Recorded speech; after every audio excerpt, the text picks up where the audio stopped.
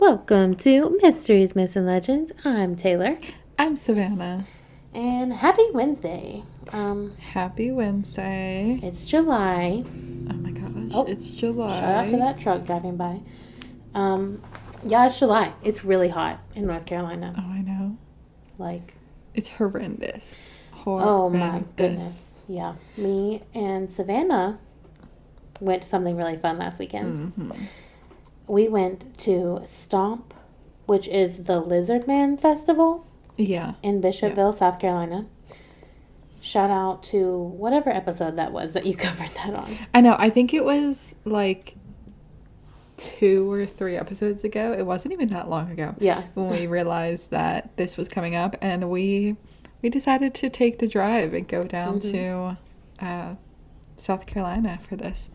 It was pretty cool.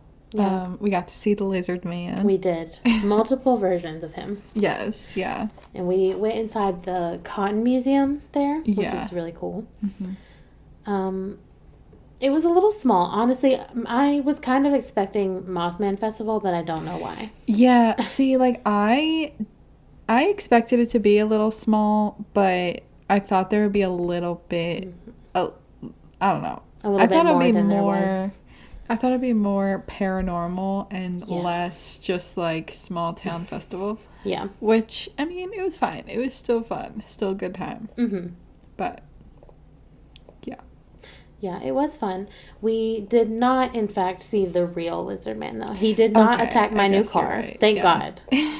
Because as we were driving down there, I was like, wait, I remember on the episode, we agreed that I wasn't going to drive my new car to this. And you did. I did, but he didn't attack my car, so we're good. We made it back all in one piece. But before we made it back home, we did make one more pit stop. We did. At the one, the only Buc-ee's. It was so fun. Oh my God. Literally. The first time we've both of us have ever been to Buc-ee's. Yeah. And I didn't even know what to expect because I honestly didn't really know much about Buc-ee's. I just thought, I was like, oh, it's just like another gas station store. No, it is huge. Mm-hmm. It's like the Costco or Sam's Club of all gas stations. Yeah. Yep. It's like the size of just a grocery store almost. Yeah, so I actually looked it up because me and my mom were talking about it, and it's 55,000 square feet. Yeah, that's that one that we went to. That could fit like 3 different gas stations. Oh, stores. At least. Yeah. At least. Also, fun fact, they're building one in Mebane, North Carolina. It's the first one in North Carolina, and it's projected to open next year, 2025. Oh, next year? Yeah. They have to do some road work around the area before they build the Buc-ee's, but yeah, it's approved and it's happening. So it's going to be the first one in North Carolina, and that one is going to be 75,000 square feet. Which is like, my God. Even bigger? Like, even more than that one, yeah. And it's going to have like 150 gas pumps, where the one that we went to had 120, which 120 is insane. Yes. I Googled it. My God. Because my parents were not grasping how big. I was like, y'all have no idea. Like, we were in there for a good hour in a gas station. Yeah. We met Bucky. We met Bucky. Have met the Lizard Man, but we did meet Bucky. Yeah. It was fun. We have a picture with Bucky. You can see that on our Instagram if you want to see us with little Bucky. I dropped over $100 at Bucky's, and listen, there's too many good snacks. We got lunch, shirts, so many things. Yeah. All of my snacks are gone. Shout out to my mom and my dad for eating those. They're all gone. I still have some snacks. They're gone. Yeah. They're gone. They were like, I'm so sorry. And I was like, honestly, I drove 3 hours for those snacks. Yeah. And my mom was like, I would never drive that far for a gas station. And then she tried the snacks, and she said, I think we need to take a trip. And my dad was like, I'm not driving to go to a gas station. Because it's 3 hours. Yeah. One way. And we did, in fact, do that. But I still can't believe we did that. Why did we do that? No, we were already there for Lizard Man. I know. But it was worth it. It was worth it. It was so fun. It was really hot, though, and that was hurting us a little bit. Yeah. But we survived. And, yeah. But go rate and review us on Apple Podcasts and Spotify, please. Yes, please. And check out our YouTube and TikTok while you're at it too. But if you want to go ahead and get into your story, Savannah. Yeah. Oh, I do want to mention, though, you did mention our YouTube, and I wanted to say, I need to edit the footage that we put together, but we made a vlog. We have a vlog. That whole excursion that we talked about. The whole thing. So that'll be up soon-ish. So it might be already up by the time this episode's up. We'll see. Facts. We'll see. So anyway, look out for that. Okay, but yeah, let's get started. So, this episode I have another story that I heard on my ghost walk in Charleston. Love that. Yeah. That's so funny. And this is actually one of the most popular ghost stories in Charleston. Oh. It's the story of Susan Howard Hardy. Have you heard of her? No. Never.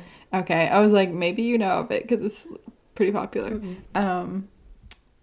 It has to do with this church that's in the area. So also I want to mention Charleston is known as the Holy City because it has just so many churches in just within the city limits of Charleston. Like, just the quantity of them just makes it that's why they said that it's a holy city. Yeah. And the fact that they are like different denominations. So all the different holies. Yeah, exactly. So they're very, just diverse with that, I guess. I love that. So yeah, they're the holy city. So the church that I'm going to be talking about is St. Philip's Church. It is an Anglican church, which, do you know what Anglican is? No. I mean, I've heard of it, but I don't know what it is. I believe it's the Church of England, the same as the Church of England. Interesting. I don't know what they believe in the Church of England, but interesting. It's it's a Christian denomination, but it's it was founded in 1680, so really old, and still up and running. Wow. This church is still up and running. That's from 1680. Crazy. Especially with the flooding there. That's crazy. True. No, you're right. It is the oldest congregation in the U.S., like south of Virginia. Oh, wow. So that's wild. I'm sure that like New England has really old churches as well, but in the South, like this is the oldest church. That's scary. Ooh. You saw this place? Yeah. Ooh, we didn't creepy. go like in or anything, but the outside creepy 1 through 10. It wasn't creepy. And we did walk through the graveyard. Oh. I loved walking through that. It was fun. I love walking through graveyards. I think I've been there. Now that you probably have. Is it close to Poogan's porch? Yeah. Oh, I've walked through that graveyard. Yeah, there's a story without in knowing. That graveyard. That's all. Okay, my jaw's on the floor. Let me pick it up real quick. Yeah. So that's why I'm like surprised you haven't heard of this. But yeah, we'll just keep going. Just keep going. So yeah, this church pretty old. But the graveyard that I was telling you about, they have a lot of requirements. Like the church has a lot of requirements for people to be buried in the cemetery. Some of the requirements, you must be a member of the church, which makes sense. You must be baptized at the church. You must be born in Charleston. Oh, wow. You have to have family that was born and raised in Charleston and that was part of the church. So they really want you to be like generational at this church. Definitely. And there may be others, but that's what I can remember from the tour. What she was like telling us. But I tried to look up other, requirements, but I don't think they have them like open to the public. So I was like, I'm just trying to go off memory. But those are kind of some of the basics, like, which, I mean, that's a lot. That's a lot to ask for. That's like nobody's getting buried. Hardly anyone. I mean, it is kind of small, so I guess I get it. Yeah. And they're probably running out of space, but it's true. I did see that church though get out one time, and there was a lot of people that went. So okay, well, maybe if there's lots of children. they can one day be buried there. Yeah. Possibly. I mean, and these requirements have been a thing since like the 1800s, because this story that I'm about to tell you happens in the 1800s, and it's like they were still so yeah. So taking it back to June 10th of 1888, Susan Howard Hardy, she had been pregnant, and she unfortunately gave birth to a stillborn baby. No. On this day. So sad. Even more unfortunately, she died 6 days after her stillborn child. Yeah, after that birth, due to afterbirth complications. No. Yeah, it's really sad. It's really sad. And you know, she really wanted to be buried there at St. Philip's with her baby, and they were making an exception for her because I believe she didn't really meet all of the requirements, but her family was part of the church, and they got sort of a pass to let her be buried there, right? Mm-hmm. But listen to this drama. They wouldn't let her baby be buried there because it wasn't baptized. Oh my God, they didn't have a chance to baptize the baby. Yeah. Exactly. Like, the baby was stillborn, so obviously you're not going to baptize them. No. Like, what? But yeah, the church was like, no, sorry, they can't be buried here. We're already making exceptions for her, so we can't make another exception. That's insane. Yeah.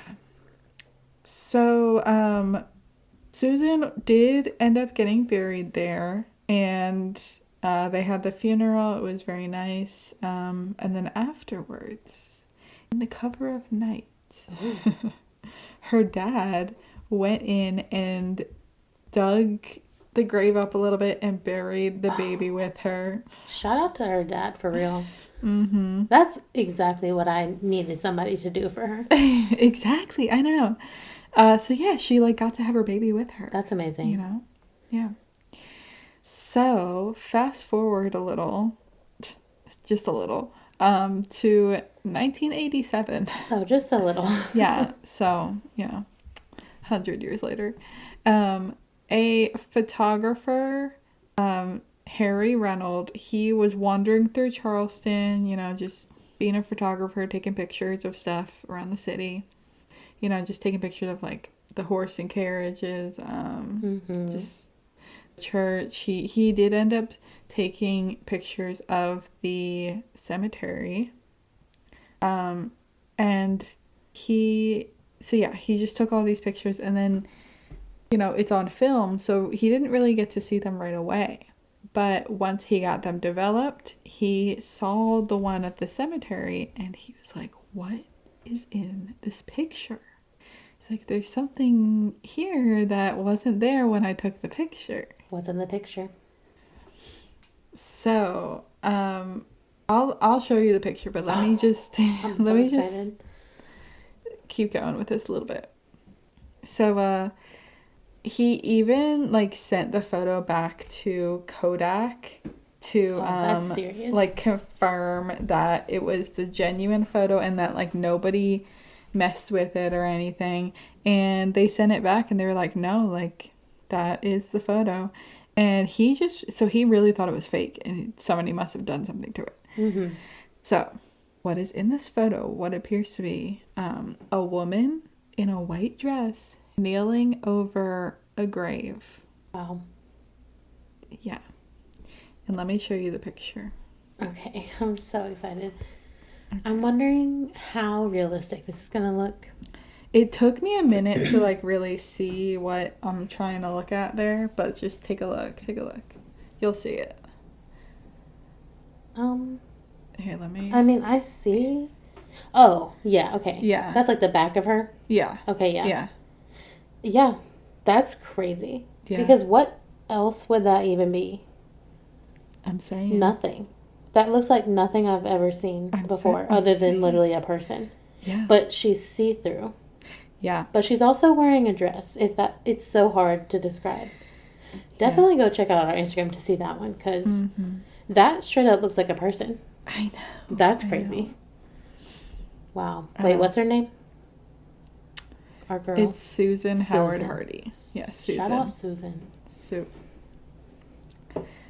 So yeah, he ended up taking one of like the most famous ghost pictures in Charleston. Like, this is like the ghost picture of Charleston. And of course, like, the woman in the photo is thought to be Susan. And she comes out each year to mourn her baby. Aww. Because also, I didn't mention before, but the day that he took this photo was June 10th. No. The day that her baby died. Stop. That's see, that's not a coincidence in my mind. I'm like, that's real. Yeah, so wow. She's kneeling over the grave, like, mourning her baby. And that's her grave? Yeah, like her and the baby. And the baby, yeah. Wow. Yeah. Do you think the church knows that the baby... I mean, I guess they know now. I know. I think I asked that when they were telling that story. And I think they do know, but they kind of just don't. They're like, we're not going to just unbury it, you know? Yeah. They're like, we're fine, I guess. They better not. Yeah. But, yikes. Yeah. So, yeah. And the cemetery, like, they're not very keen on people coming, like, to see ghosts. You know, when I went, so we went during the day to go and, like, walk through the cemetery, and I didn't even really realize that there was a ghost or anything. Like, I hadn't heard this story yet. Yeah. But it just seemed very peaceful, honestly. I didn't see anything while I was there, but maybe she only really comes out on that one day. I'm not sure. Yeah. The cemetery does have a sign that says only ghosts. The only ghost at St. Philip's is the Holy Ghost. I've seen that sign. You have? Yes, I have. Yep. But I thought they were just saying that. That's why, because they're like, so many people are coming to see her ghost. They're like, we need to put something up to make sure, like, people know that we're not about this. Yeah. That's crazy. And I think they had other signs up before, but they took them down because they were kind of, like, making people want to come and see it. Because it's like, if you're going to say there's no ghosts. There's ghosts. Yeah. Like, people aren't going to believe that. No. So. See, even I thought that the other sign, like, there's no ghosts except for the Holy Ghost, I was like, that's suspicious. Right. I know. But I never looked up that church. That's so funny. The reason that I was walking around that cemetery is because me and my friends were waiting on our reservation at Coogan's. Yeah. And they were letting out church. So that's how I saw all those people. And so the cemetery was open to walk through. And we were dressed up, like, fancy. So we looked like we had just came out of the church walking through the cemetery. Just waiting. Yeah. We were like, wow. Just reading some of the names and the dates and stuff. I know, that's what we were doing too. It was just like reading. But I had no idea about Miss Susan. Susan. I wish I had known so that I could look for her grave. I think I might have seen it actually, but I just don't fully remember. Yeah.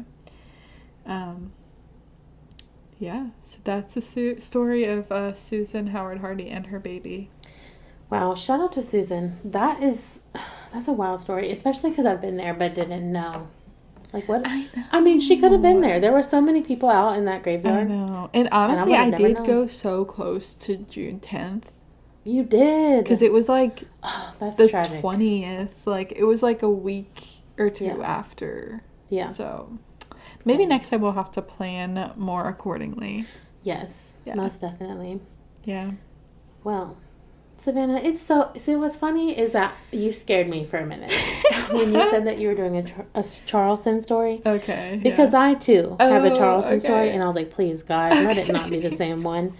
It's not, so thank goodness. Okay. I think that was the first time I actually got scared. We did the same story. I inspired you from last week with my Charleston story. Actually, I did it completely not even on purpose.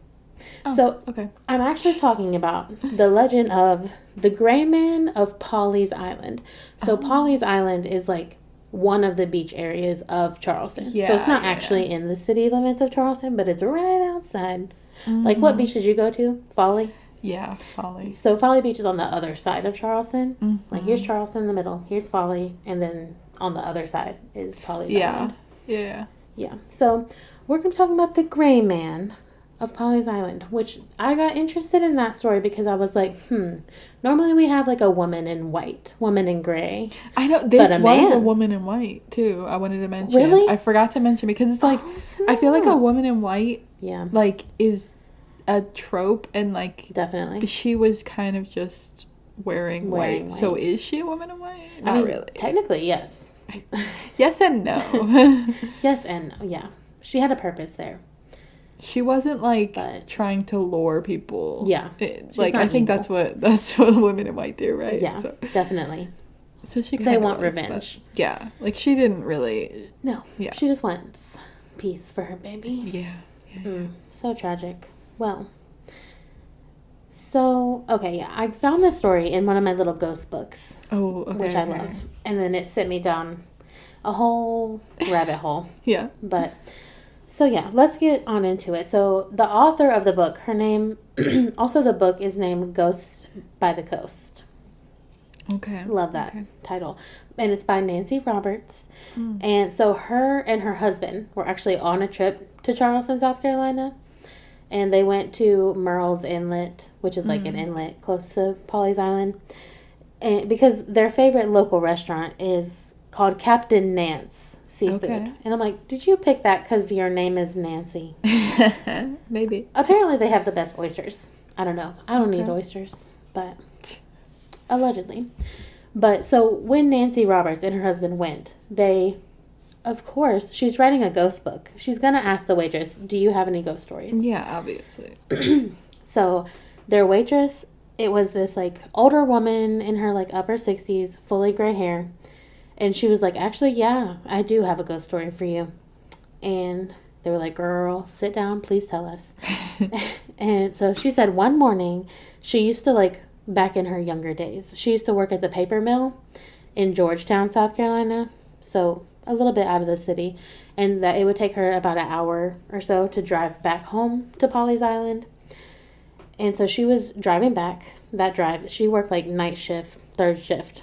So she said that she was driving a little too fast, like a little faster than she should have been, because she was completely exhausted from her night shift, and she wanted to get home as quickly as possible because, you know, driving when you're sleepy, it's not safe. So she was trying to get home fast.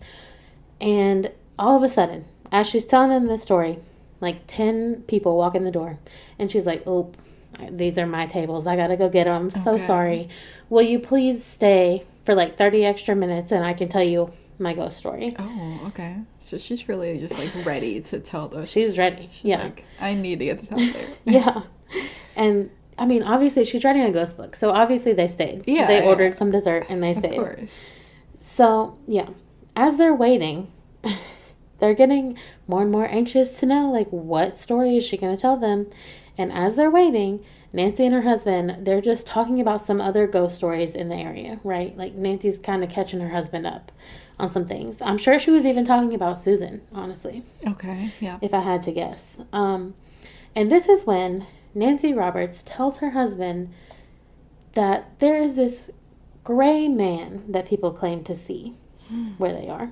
Okay. The story goes that there was once this man who belonged to like a very prominent family in the area. They were rich, well-to-do. And he had just got back from this like year-long voyage from wherever he was going to. And he was in high spirits. He was happy to be home and happy to go see his fiance because their wedding was coming up and he hadn't seen her in like a year. Oh, wow. Because back in the day, especially when you were on like a boat voyage, you would be gone for years and years and not know if you were going to return because the ship could sink, a pirate. Engaged for that whole time. Imagine not seeing your fiance for a year. Right. I mean, I know it happens, but that's crazy. How long were you engaged for? Right. And I want to know how long they were together before they were engaged too. I know. Because it matters. But anyway, he was happy. He was like, our wedding's coming up. I'm so excited to see my fiance. So he gets on his horse. Yes, we're back in the horse times. He starts riding off into the sunset to see his fiance. Typical. Typical, very. But he was so eager to see his fiance that he started riding a little recklessly. Oh, and a little bit too fast. Okay. You're not going to believe what's about to come out of my mouth. No, why? What? The horse ends up tripping. No. And it throws this man into a pocket of quicksand. Not quicksand, our biggest fear. Our biggest fear. I know. I literally have, like, we've talked about it so many times on this podcast. Like, that's like, our biggest fear. It's like, so irrational, but at the same time, it's not irrational. And here is another example. Why? Exactly. Like, you could be on a horse and it could throw you off into quicksand. And you could fall into the quicksand, literally. And before we make any more jokes, it was tragic. This did kill him. It sunk him under the wet. It was wet sand. Who was there who knew that he got sunk? He sunk in the quicksand? I think his horse. I think people just assumed. Yeah. Because he was missing forever, and his horse came back without him. That's so sad. So that's horrible. And quicksand is like more common at the beach. Obviously, this is why I was more scared of it when I was living in Wilmington, because it's like a real thing. More sand. And so obviously. So. In Charleston at the beach, there's quicksand, so people just knew that happened sometimes. So yeah, very tragic. And it validates my fear of quicksand still. I was not expecting that when I was doing this story. I was like, oh snap, not the quicksand. But it's said that the spirit of this young lover boy is staying in Pawley's Island, and unusual, he's there to protect others from disaster. Oh, wait, that's not what I expected at all when you say gray man. I know. Like, I know. What? We'll get into why he's called a gray man. Okay, but I was expecting something scary, and this guy seems like sweet. Yeah. This man is a sweetie Petey. That's all I know. He's like the nicest ghost I think I've ever covered. So, yeah, the reason why he's called the gray man is because anybody that sees him as like a shadowy gray figure. He's said to not have a face, and like his color, you kind of just see his like, what's it called? His aura. Not the aura. A silhouette. Silhouette. But instead of like a black silhouette, it's like gray. Kind of see-through, kind of gray. Kind of like your picture. Right. Kind of that vibe. And he doesn't have a face. Like his face is just kind of grayed over. Yeah. So that's why he's called the gray man. So, yeah. This ghost, unlike most of them that I talk about, he's one of the good ones. He is said to warn people on oncoming disasters. And one thing that he is known to warn people about is actually hurricanes. Oh my God. Yeah. So in North and South Carolina, both, hurricanes are such a worry, like genuinely. They ravage both of these states every single year, kill hundreds of people every year. There's a hurricane right now, not coming to the Carolinas, but into Texas, and it's not good. So, yeah. On the East Coast over here, hurricanes are real dangerous, real deadly. And one of the most famous sightings of the gray man ghost was this family who were in Pawley's Island, just enjoying a nice little beach day out there. Everything seemed fine. It was sunny, beautiful, blah, blah, blah. Until a man walked up to them and told them they needed to leave immediately, that they were in danger. Now, I have never had that happen to me at the beach. No. But if somebody told me, if they walked up to me on the beach and was like, you're in danger, you need to leave now, I would go. I probably would too, because that is like... I'd be like, are you the danger? Right. Like, okay, I'll go. Yeah. But then I'm like, are you going to follow clearly me? You know something. Yeah, I know. And then you have to make sure they don't follow you. That's a whole other thing. It is a whole other thing. But like the vibe that this family got, they were like, okay. Like he just seemed really concerned. Of course they asked questions. He didn't answer and just walked away. He didn't say anything else. He's just like, I'm just going to shut up. And then as he's walking away, they like look back and they're like that, and he's gone. Okay. And they're like, maybe he just ran to tell other people. I don't know. Yeah. Okay. Who knows? So the family, they left, even though they were like, it's super weird. It didn't sit right with them, so they left. Yeah. 2 hours later,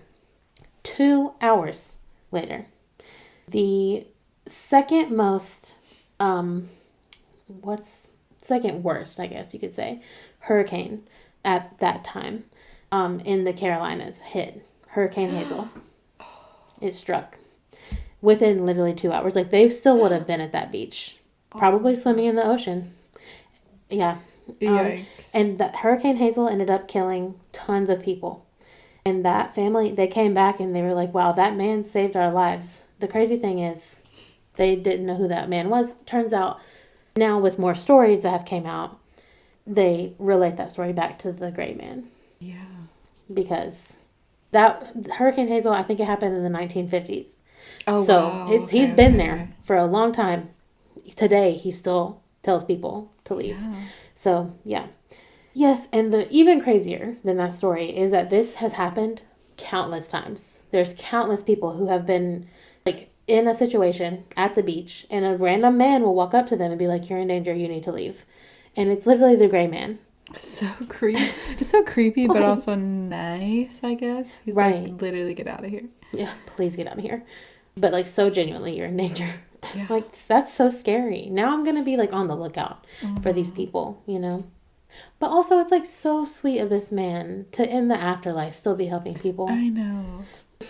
And, okay, also, I know that was a family. Actually, I'll tell you my theory after I tell you one more story. Okay. Because that will make more sense. So, he also helps people who are not on the beach as well. Oh. Now, I will say most of his stories do come from being out on the beach and him, like, walking up to people, telling people to go. Because most of his stories have been relayed back to the hurricanes. Okay. Because that's essentially what is the biggest danger in Charleston, in the area, you know? Right. But, so let's get back to the waitress's story, shall we, if you remember. Yes, I was waiting for this. I was like, when is she going to tell her story? Yes, so literally everything that I just told you, that's what Nancy Roberts is telling her husband, just telling her the story. Okay, yeah. And trying to, like, catch him up, not realizing what's about to happen from this waitress. So she says, again, she's driving back to Pawley's Island really early in the morning after a really long night shift, and she's driving very fast down this road because she does not want to fall asleep behind the wheel. Don't drive sleepy. It's really dangerous. Yeah. But so she's driving along the road when all of a sudden, out of absolutely nowhere, there's a man standing in the middle of the road. She slams on her brakes, obviously. And the man did not move a muscle the whole time. He didn't blink. He didn't nothing. Oh, not one thing. God. He stood there, and she was like, I genuinely didn't know if I was going to hit him or not. If the brake, she said that she was pressing the brake pedal so hard that she thought her foot was going to be outside to try to not hit this person. Yeah. And luckily, somehow, she was able to stop the car like a hair in front of this man. Okay, how is that helping her? Like, I thought... Well... Okay, keep going with your story. So she barely does not hit him, somehow. Yeah. She shook, obviously, very shaken up. Yeah. She's like, what the heck? She's like rolling down her window. She blinks. The man is nowhere to be seen. Oh my God, of course not. Gone. She gets out of the car, does some laps. She's like, where did this man go? She's yelling. She's like, hello? Is there a man? Like, hello? Listen, I don't know if I would get out of my car. I don't think I would get out of my car. I would be like, you know what? This man is about to chop my ankle from underneath my car. Like, maybe I imagined it. I don't know. Yeah, I'm getting out of here. I'd be like, I'm so tired. I'm probably hallucinating. Yeah, right. I know. Genuinely. But she's like, okay. Clearly, I'm losing my mind. Right, I must be dreaming. She gets back in the car. Okay. She gets on the road again. She drives about 10 seconds. And the road makes a curve. She goes around the curve. Okay. She sees a load of the biggest pine trees that had just been, like, cut, fallen off a logging truck. Had she not stopped in the road, going as fast as she was, the logs would have probably fallen off right onto her vehicle. Oh my God. Yep. And she couldn't see this log truck from her position, but it was right literally around the corner. Oh my God. Like, if that man did not stop her. So he did save her. He did. From the log. Yep. He did. And she says she could not remember. She could not, like, describe what his face looked like. She didn't really see a face. Not that she was looking for a face, but, you know. But he seemed to be wearing all gray clothes. Interesting. And that whatever she saw that night saved her life. And she accredits it to the gray man. And honestly, there's no doubt in my mind that was the gray man. He's doing his job, you know, out there saving the people of Pawley's Island. But what I find interesting in all these stories, and all the ones that I didn't, cover because they're essentially all just the same story over and over again. But all that I can tell have all at least been dealing with one female. So in my mind, I'm thinking like he's thinking of this woman as his fiance trying to save her. You know? Yeah, that's sweet. Because he didn't get to see her and he didn't get to marry her. Oh, it's so sad.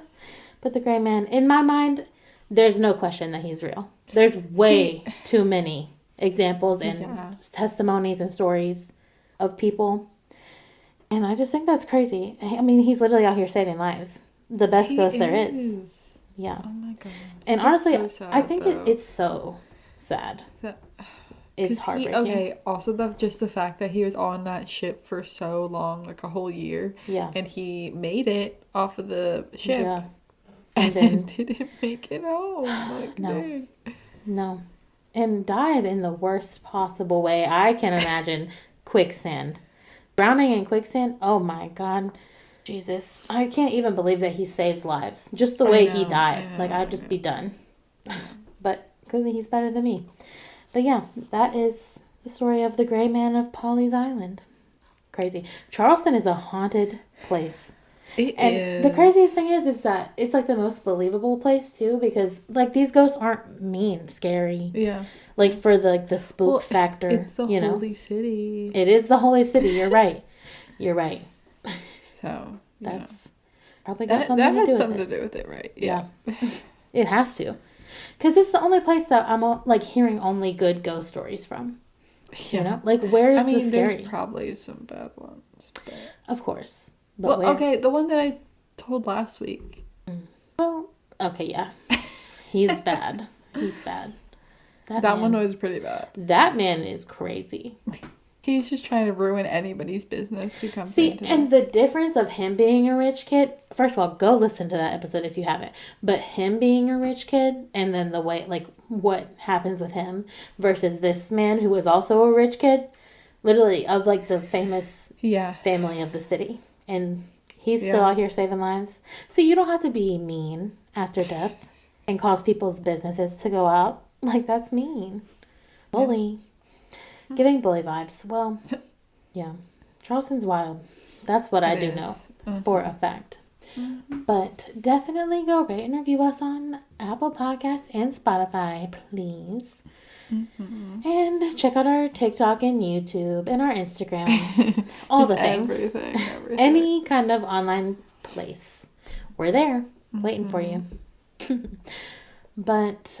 we have a little shorter episode this week, but it is what it is. Life is hectic, But that's really all I have for you guys this week. What about you, Savannah? Yeah, I think that's it. Okay, well, I guess we will see you guys next week. All right, cue the music.